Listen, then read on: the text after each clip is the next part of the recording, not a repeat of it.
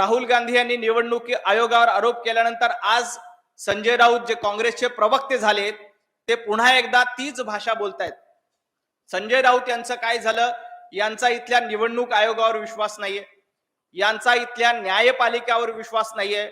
जेव्हा न्यायालय यांच्या बाजूने निर्णय देतो तेव्हा न्याय व्यवस्था बरोबर असते. जेव्हा एखादं कोर्ट भारतीय जनता पार्टीच्या बाजूनं किंवा सत्य आहे ते सांगतं तेव्हा यांना कोर्टाबद्दल शंका येतं. ईडी एखादी कारवाई करतं लगेच ईडी बद्दल यांना शंका येते.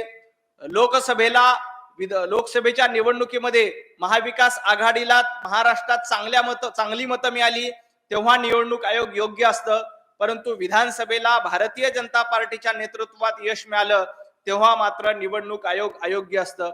इथला निवडणूक आयोग अयोग्य, इथली लोकशाही अयोग्य, इथली न्यायपालिका अयोग्य, इथली ईडी अयोग्य, इथली सीबीआय अयोग्य.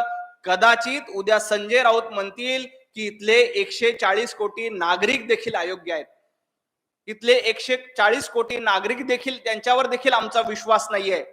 कारण एका बाजूला ईडीवर विश्वास ठेवायचा नाही, उद्या म्हणतील आमच्या 140 कोटी लोकांवर देखील विश्वास नाहीये. संजय राऊत किती दिवस लोकांना मूर्ख बनणार आहेत? किती दिवस लोकांना वेड्यात काढणार आहेत? हे लोकांना वेड्यात काढण्याचे धंदे सोडून द्या.